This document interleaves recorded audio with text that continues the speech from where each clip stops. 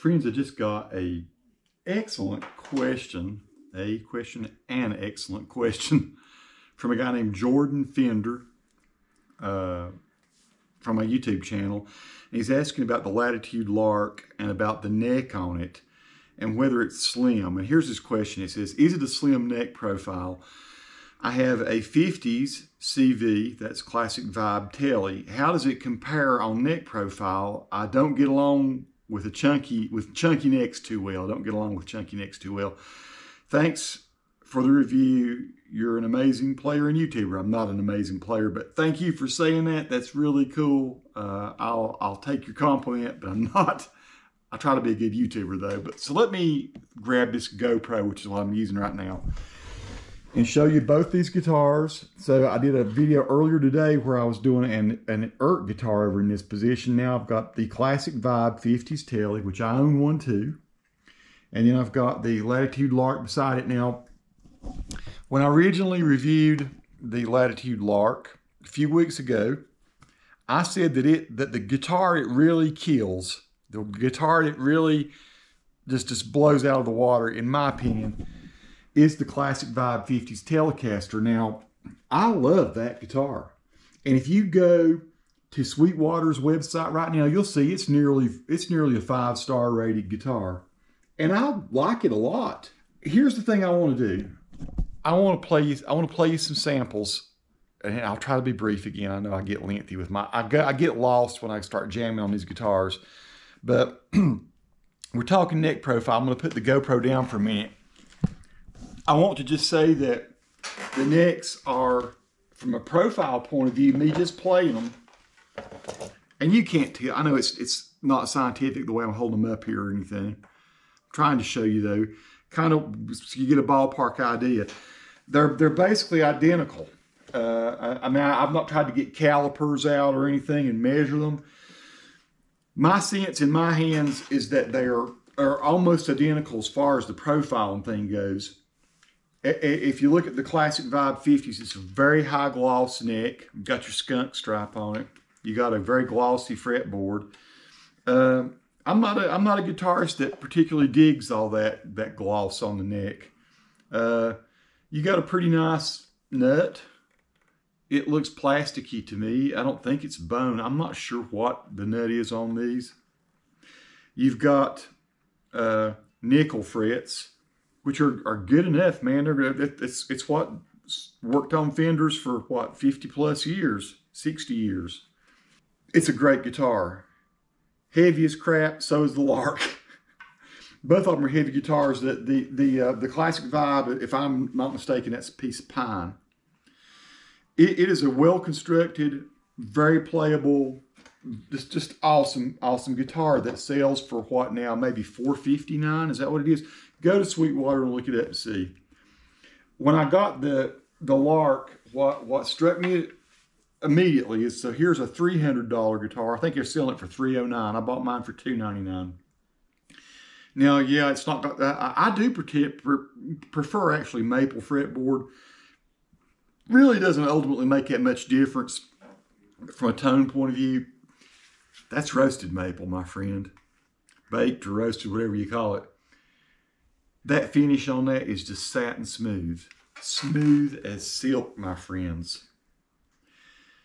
Stainless steel frets that feel fantastic. Absolutely zero fret edges. Splendid fretboard. 9.5 radius, just like the classic vibe. $160 less. Let me show you the difference in the sound. Earlier today I made a video and I used this Vox VT40X back here. Let me turn this slightly better so you can see it. And I'm just using the microphone on the GoPro. I'm not trying to do a fancy mic setup tonight. I have condenser mics and stuff, but a lot of times I do these videos just to make a point, and I do them the simplest way I can do them. So hopefully I think I have both these guitars in tune. Let me show you the difference in the output on the pickups on these things. And just, I used a sort of a Fender clean earlier today. This is not an optimal amp set. I do kind of like this sound because there is a tube in the VT40X. So it's sort of a, in the preamp, that you've got a kind of a tube sound. Let me play just a couple riffs with it. Neck position here. Let's turn up just a little bit. I don't want to like aggravate my wife.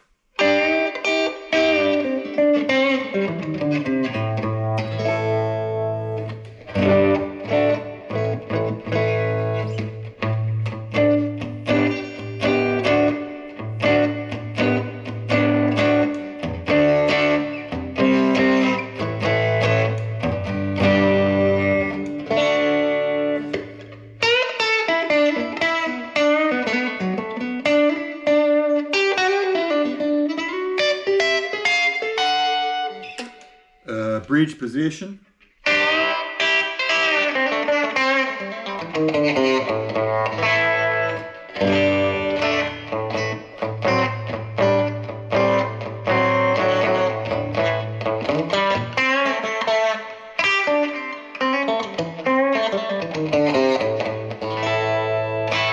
In between position. I've got a little hangnail here that's aggravating me and causing me to play bad licks when I use my finger. I like to pick with my fingers and my pick.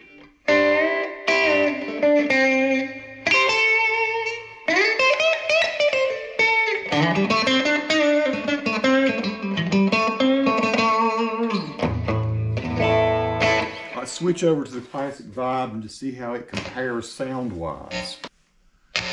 So we know what Squier's going for here. They're trying to go for a 50s kind of sound. So here I'm gonna go, I'm in the, let's go to the neck first. That's what I did on the other one.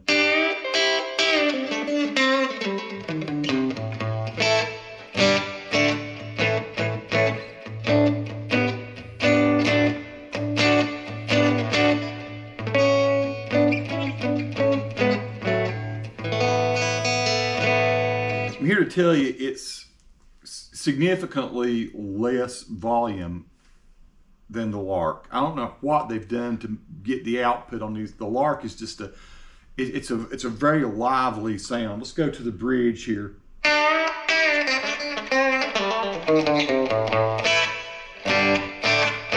There's just not the bottom end on these pickups like there is on the Lark. It's still a snappy sound and I love it. The Lark neck feels superior. It just feels superior. Let's go to the in-between position.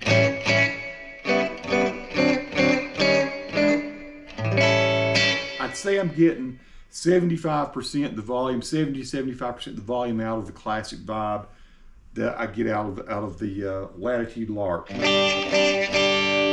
neck feels great, profile-wise. Not as comfortable in my hand. Same radius as I said before.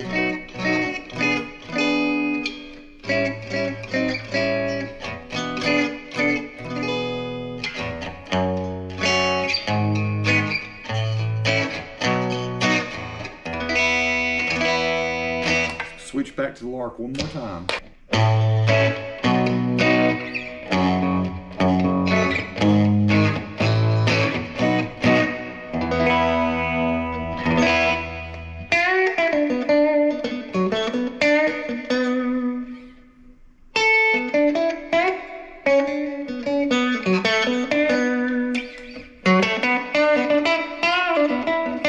That's a meaty sound there.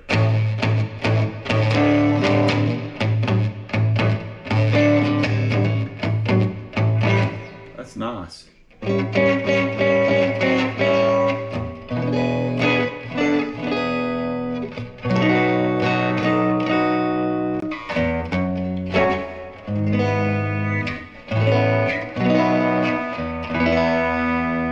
This is more aggressive sound.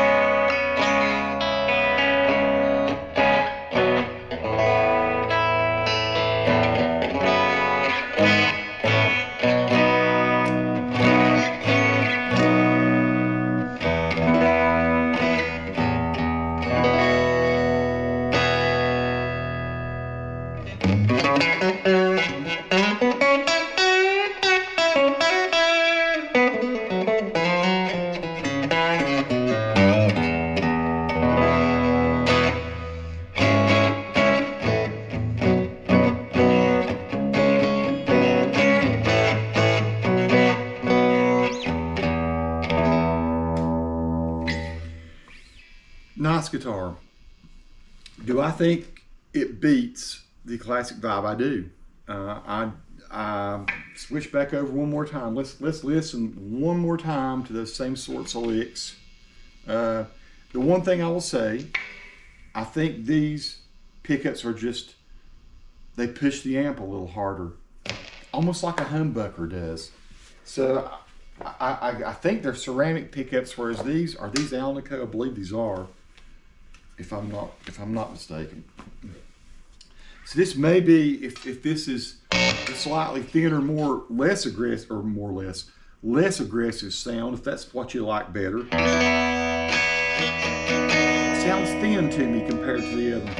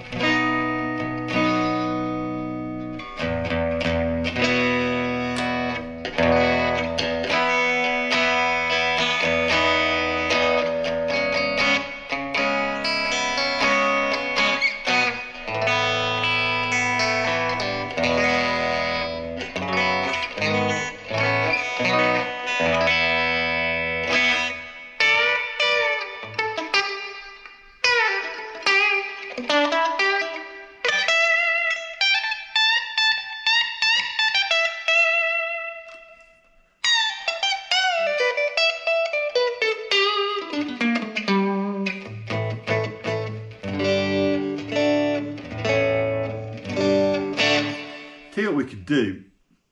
Let me pull my favorite guitar out. That's this yellow one back here behind me, which is my American 1989. Let's listen to the difference on it. Tell me if you think the Latitude's a little more like it than this classic vibe. Hang on one second.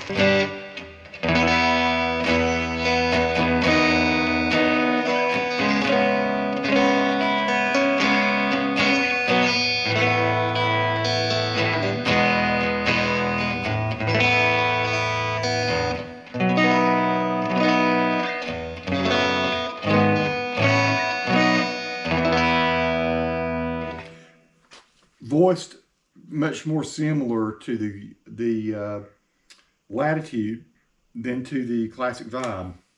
I do love the rear pickup, the bridge pickup in this guitar.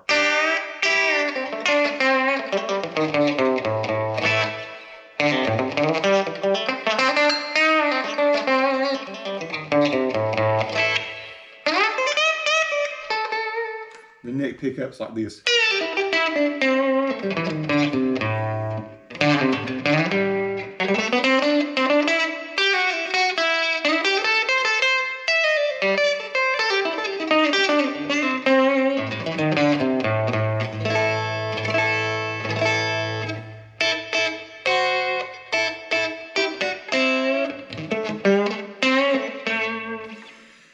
One of the things I've always loved about this particular guitar is the fact that it does have a 12-inch radius. It was kind of an anomaly back in the day when I bought it. It's 89. I didn't realize it was going to be a more modern profile. So if you want to know a guitar that I think is splendid, I think all three of these have similar neck profiles. I'm just going to confirm that so I'm not lying to you. I think the chunkier neck, no, I think they're probably about this. I think the chunkier neck might be this Tele over here. Looks like it might be just a millimeter or two thinner as I look at them. I wish this guitar had the same neck treatment. I wish it had the stainless steel frets. These are again, nickel frets. This is the guitar that has stood me the test of time. And if you were to see it really up close, those frets are in horrible shape. It's getting close to needing a refret. And that's how much just intensely I've played this guitar over the years. This is the guitar that's me.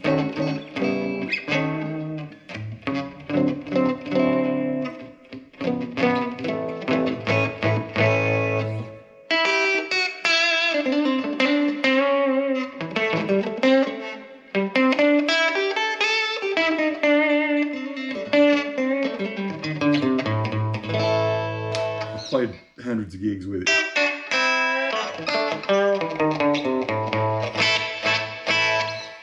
And one more time with the Latitude, just to show that same kind of sound.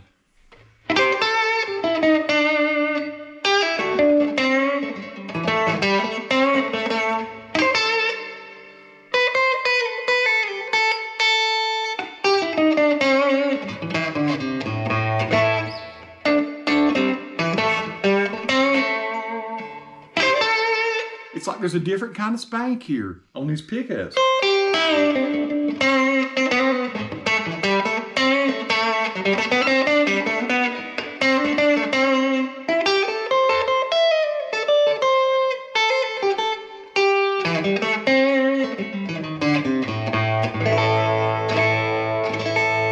Nice.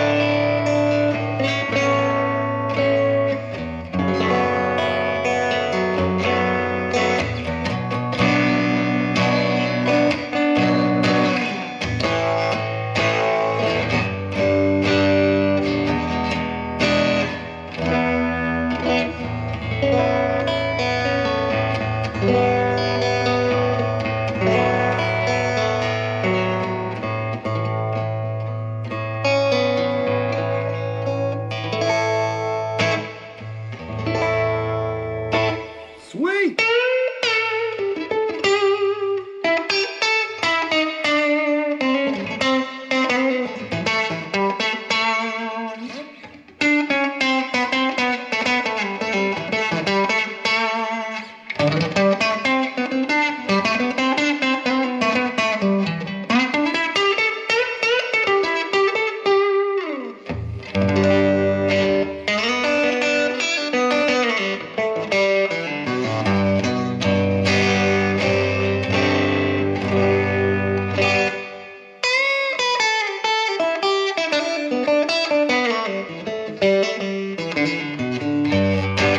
You may notice that there's been a little bit of distortion maybe sounding on this, and that's because I do have the gain set up about 3 on this. That doesn't seem to register so much with the 2 Fender guitars. Those I can set gain on some of these settings on this Vox over here up about 2.5, 3, and there's no distortion. The output on these pickups is such that it does distort. If you want to go full clean, if you're worried about it not being clean enough, it will clean up. You might have to take some of the presets you've used with your Telecasters in the past that give them just a tiny bit of edge. You might need to back that gain down a little bit. So that's what would have to happen with this particular sound that I've got programmed into the VT40X right now, is I'd need to probably back off on the gain, and then it would be just as clean as these others, just about 25 to 30% louder in my opinion. So I don't know what they've done exactly to boost the output. And again, I'm not sure. I'm not sure if these are ceramic or Alnico. I honestly can't remember. There's so many emails went back and forth. One thing about this one is one of the prototypes. This is one of the first dozen or so of them made. The people at Latitude reached out to me and asked me. I didn't get it for free, but they told me about it and said, "Do you want to be one of our test people?" And I did. I mean, to me, it still seemed like a no-brainer, right? So this is the Latitude Lark. I think the neck is great. It's not chunky one bit. Same kind of profile on the other 2 Teles here. Love them. Love this one particularly. Like I say, I think the neck on it's great. The frets are wearing out. This one, I like it a lot. I particularly love the look of it. If I'm going to go out and gig though, I'm going to take this one out with me. But maybe even more likely this one. It's just kind of becoming one of my favorites. Hopefully this has not been too boring a video. I know I can run on sometimes. Apologies for that. But I thought I'd go ahead and answer this question, a great question, and go ahead and show you some sound samples of how these guitars compare. I think this guitar totally blows that one out of the water. I mean, it's at least, to me, half again better for $150, $160 less. Does it live up to that? No, it doesn't, but you know, it's a step in the right direction. And that one now, one like this nowadays, I don't know what a vintage 89 Tele sells for. I'm guessing upwards of $2,000, close to it, $1,500 to $2,000. I remember when I bought it, I think it was $455 in 1989. And so Fender was trying to rebuild. They were trying to redeem themselves from some bad years. And so this is considered sort of one of the first years that they really started getting things right again. And it's 100% vintage, except for I did put Fender locking tuners on it. So that is going on back there in the back. So that's the same sort of thing I might do to this one. It's got vintage tuners on it now. I'm thinking maybe the Fenders will still fit. I don't know. I'm thinking that might be one investment that would be worth doing.